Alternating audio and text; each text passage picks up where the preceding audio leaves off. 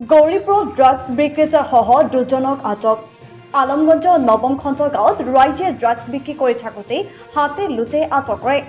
Drugs বিক্ৰেতাজন Alamganj নৱম খণ্ড গাঁৱৰ মজিবুৰ ৰহমান আৰু ক্ৰেতাজন আলমগঞ্জ ষষ্ঠ খণ্ড গাঁৱৰ হাফিজুল বুলি জানিব পৰা গৈছে। নিশা গৌৰীপুৰ থানাৰ অন্তৰ্গত নৱম খণ্ড গাঁৱত মজিবুৰ ৰহমান নামৰ যুৱকজনে হাফিজুৰ ৰহমান নামৰ যুৱকজনৰ তাতে ড্ৰাগছ বিক্ৰী কৰি থাকোঁতে স্থানীয় ৰাইজে হাতেলুটে আটক কৰিবলৈ সক্ষম হয়।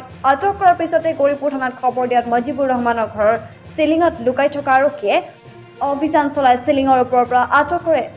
মজিবুৰ ৰহমান নামৰ যুৱকজনে দীৰ্ঘদিনৰ পৰাই ড্ৰাগছ বিক্ৰী কৰি সমাজখন ধ্বংস কৰাৰ অভিযোগ উত্থাপিত কৰিছে স্থানীয় ৰাইজে।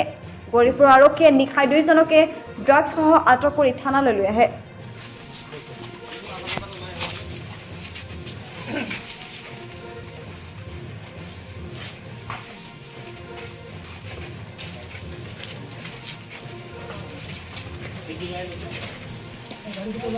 মানে সেইটো ঘৰত মানে মজিবৰ নামৰ ল'ৰা এটা আছে। সি মানে ড্ৰাগছৰ ব্যৱসায় কৰি আছে। আগতো কেইবাৰ ধৰি দিয়া আছিলে, আমি নিজে ধৰি দিছিলোঁ। ই কেনেকৈ এৰি আহে আমি নাজানো। আকৌ আজি ৰাইজে ধৰিছে, আমিও আছিলোঁ তাতে। মানে যি ল'ৰা কিনিছে সি নিজে সাক্ষী দিছে যে মই তাৰ পৰা লৈছোঁ, এইবিলাক সাক্ষী দিছে। পুলিচ প্ৰশাসন আহিছে, এতিয়া সিহঁতক ধৰিছে। কিমান দিনৰ পৰা সেইটো এবছৰ হৈ গ'ল। এবছৰৰ পৰা তেনেকৈ ড্ৰাগছৰ এবছৰৰ পৰা এনেকৈ ড্ৰাগছৰ ব্যৱসায় কৰি আছে। কেইজন মানুহ ধৰিছে আজি মানুহ ধৰিছে দুটা। ফেমিলিটো হৈছে আব্বাছ আলী খান। কি কৰে সি ট'টো চলায়। তাৰ ল'ৰাই এইটো কৰে? তাৰ ল'ৰাই সেইটো কৰে, মানে ঘৰৰ টোটেলি যিকেইটা আছে মতা মাইকী যিকেইটা আছে চবেই কৰে।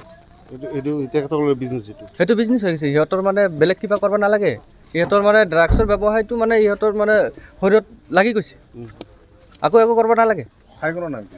হা? ঠাইখনৰ নাম কি? সেই ঠাইখনৰ নাম হৈছে আলমগঞ্জ পাৰ্ট 9 ৰঙামাটি বুলি কয়। কোন থানাৰ আণ্ডাৰ? সেইটো গৌৰীপুৰ থানাৰ আণ্ডাৰ 24 নং যিটো আছিলে। আচ্ছা, আজি কি ৰাইজে হাতেলুটে ধৰা পৰিছে? ৰাইজে হাতে লতে ধৰিছে। ড্ৰাগছ ওলাইছে তাৰ পৰা ড্ৰাগছ ওলাইছে। কেইটামান মানে খালী যি থাকে আপোনাৰ এই যে হোমোপেথিক যেনেকুৱা এটা কণ্টেইনাৰ বুলি কয় ন, এইবিলাক মানে 2-3 পেকেটমান পাইছে। মানে সেইটো খালী আছে, মানে প্লেনিং আছিলে, মানে আকৌ আনিব ভৰাব। টিঙৰ ওপৰত খেলাব পাৰিব টিং হ'লে।